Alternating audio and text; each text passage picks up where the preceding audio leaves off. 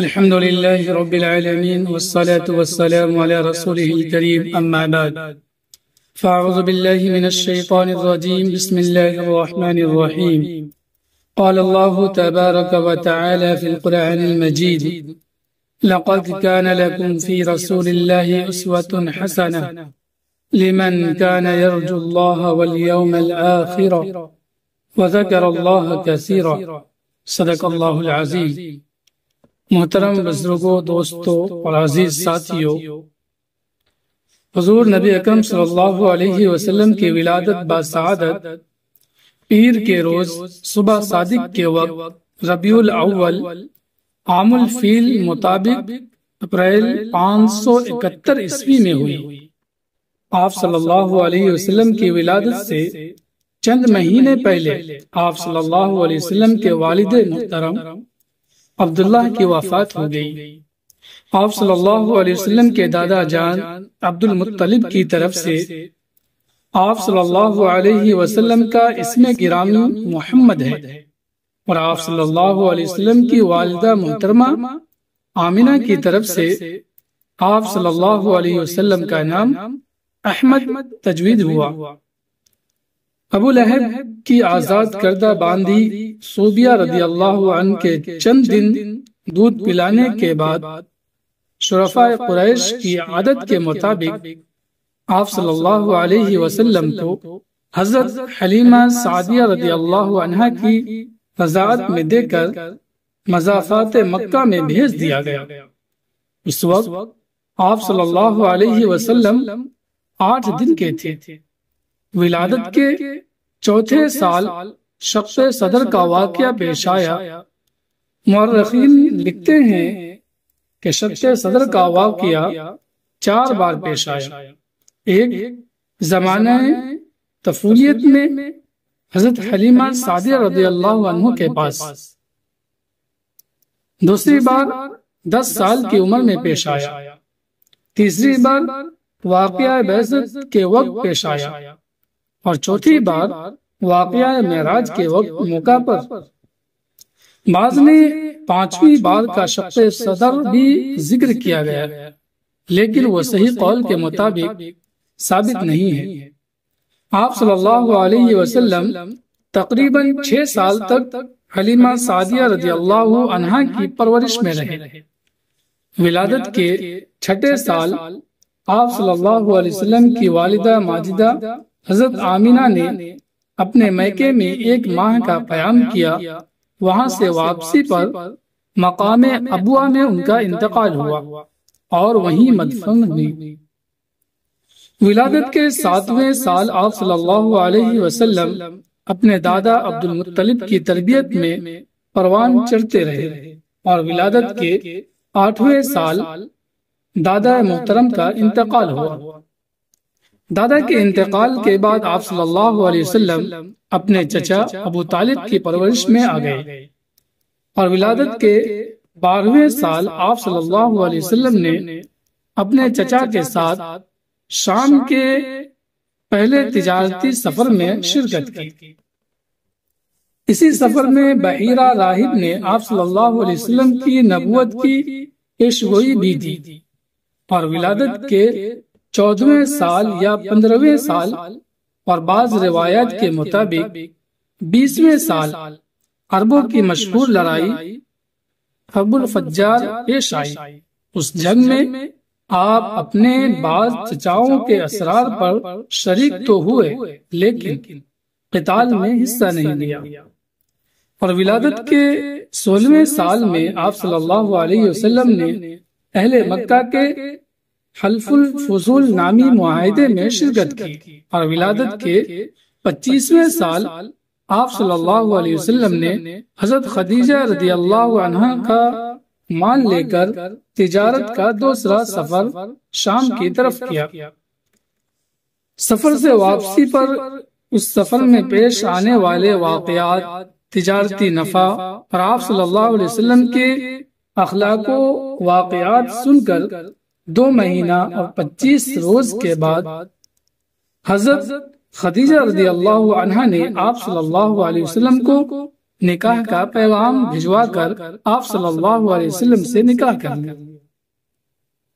اور ولادت کے 35ویں سال آپ صلی اللہ علیہ وسلم نے بیت اللہ کی ہونے والی تیسری تعمیر کے وقت حجر اسود کو اپنے دست اقدس سے نصف فرما کر خانہ جنگی کے لیے کمر بستہ قبائل قریش کے درمیان باہمی محبت و الفت پیدا فرما دی، اور اس کٹھن مرحلے کو بحسن خوبی انجام خیر تک پہنچایا۔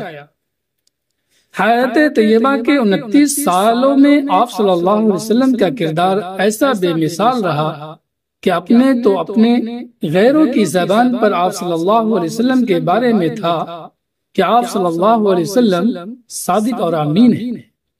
ولادت کے 40ویں سال میں آپ صلی اللہ علیہ وسلم نے زیادہ وقت غار حرا میں گزارا۔ یہاں ہی آپ صلی اللہ علیہ وسلم کے سر پر نبوت کا تاج رکھا گیا۔ نبوت کے پہلے سال غار حرا میں آپ صلی اللہ علیہ وسلم پر سورہ علق کی پہلی 5 آیات نازل ہوئی۔ با اتفاق مورخین آپ صلی اللہ علیہ وسلم کو نبوت اتوار کے دن عطا ہوئی، لیکن مہینہ کے بارے میں مورخین کا اختلاف ہے۔ ابن عبد البر رضی اللہ عنہ کے نزدیک 8 ربیع الاول کو نبوت سے سرفراز ہوئے۔ اس قول کی بنا پر بوقت بعثت آپ صلی اللہ علیہ وسلم کی عمر 40 سال تھی، جبکہ ابن اسحاق رضی اللہ عنہ کے قول کے مطابق 17 رمضان کو آپ صلی اللہ علیہ وسلم کو نبوت ملی۔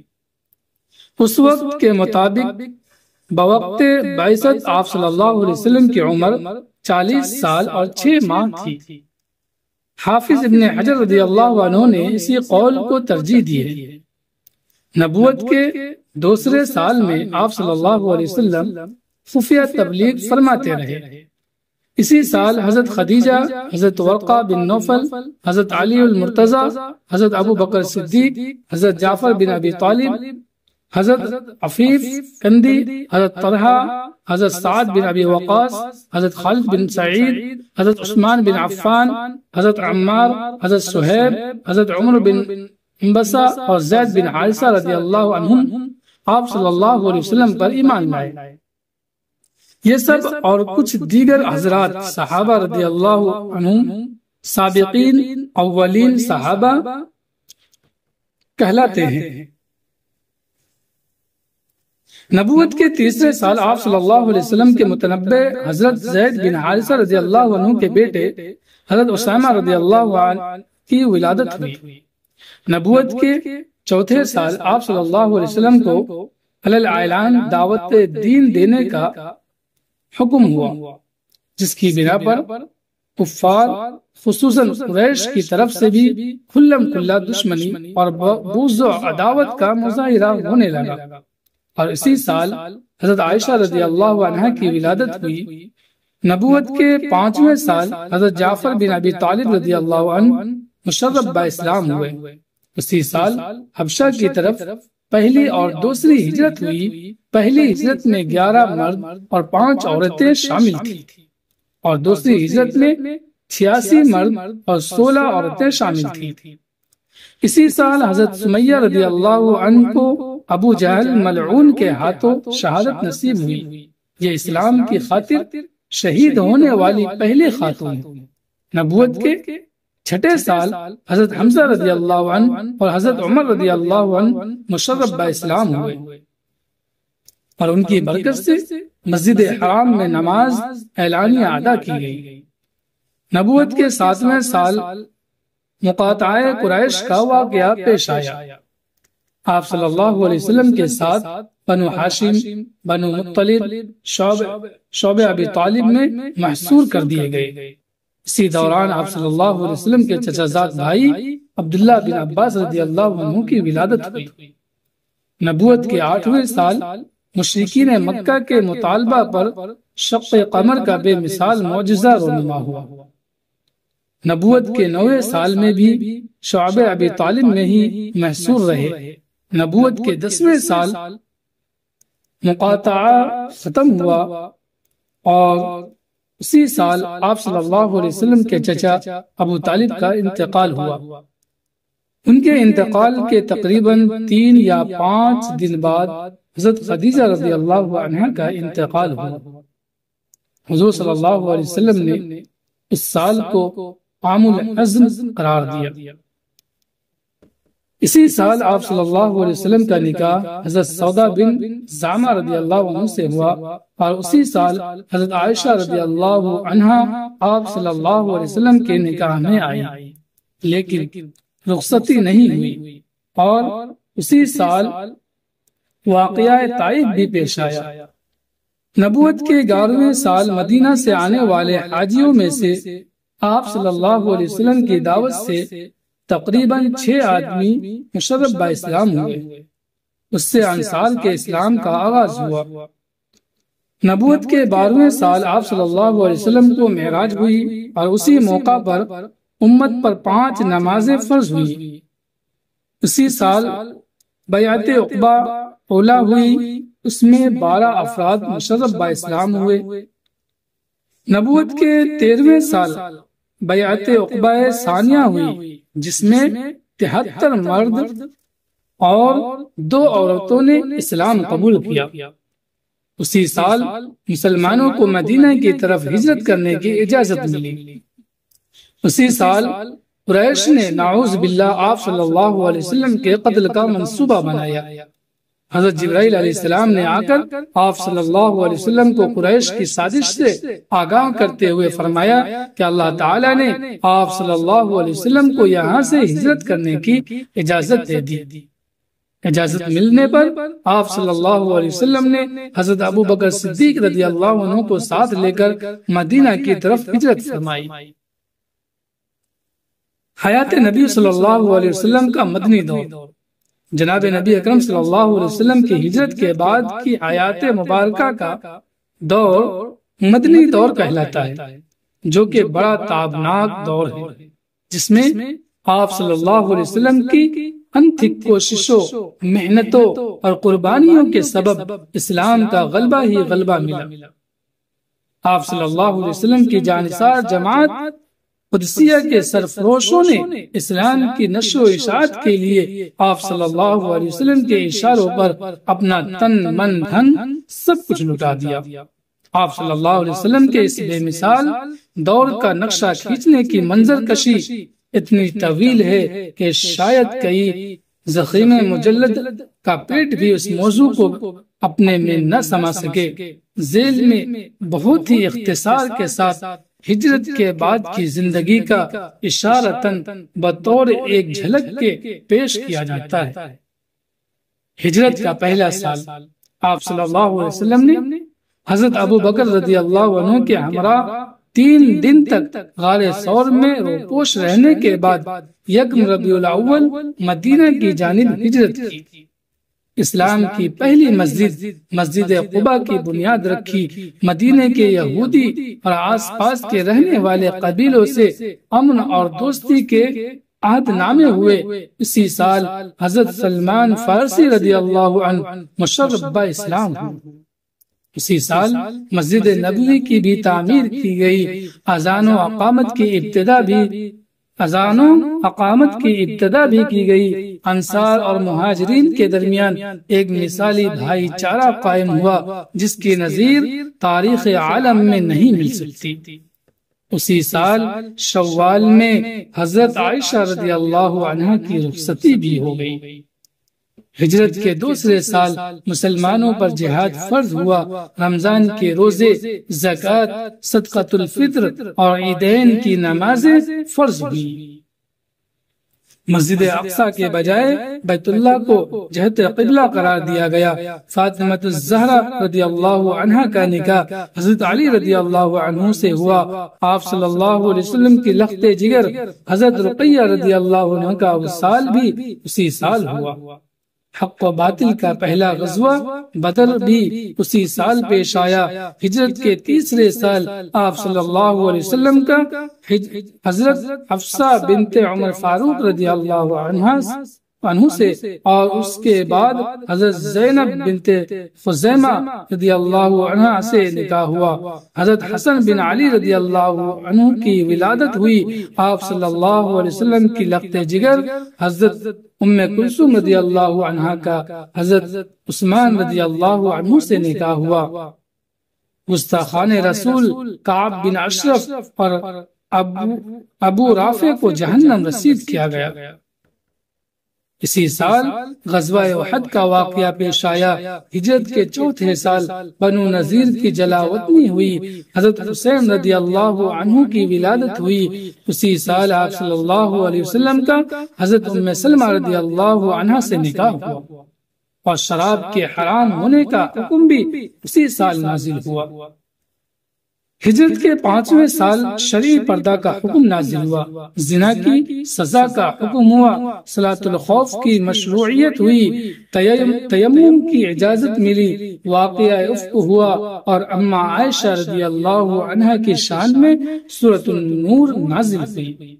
آپ صلی اللہ علیہ وسلم کا حضرت جویریہ بنت حارث رضی اللہ عنہ سے اور حضرت زینب بنت جہش رضی اللہ عنہ سے نکاح ہوا۔ غزوہ خندق، غزوہ بنی مستلق اور غزوہ بئر معمونہ پیش آیا، جس میں 70 حفاظ صحابہ کرام رضی اللہ عنہ کو دھوکے سے شہید کیا گیا۔ ہجرت کے 6 سال مالدار مسلمانوں پر حج فرض ہوا۔ سورۃ الفتح نازل ہوئی۔ اسی سال حدیبیہ کی صلح ہوئی۔ آپ صلی اللہ علیہ وسلم 1400 صحابہ کرام رضی اللہ عنہ کے ہمراہ حج کے لیے روانہ ہوئے۔ صلح حدیبیہ سے واپسی کے بعد دیگر ممالک کے بادشاہوں کو دعوتی خطوط روانہ فرمائے۔ اسی سال مدینہ منورہ میں قحط پڑا، جو آپ صلی اللہ علیہ وسلم کی دعا سے دور ہوا۔ ہجرت کے 7ویں سال غزوہ خیبر پیش آیا۔ اس غزوہ سے واپسی پر لیلۃ التعریس کا واقعہ پیش آیا، جس میں پورے لشکر کی نماز فجر قضا ہو گئی۔ حضرت ابو ہریرہ رضی اللہ عنہ نے اسلام قبول کیا۔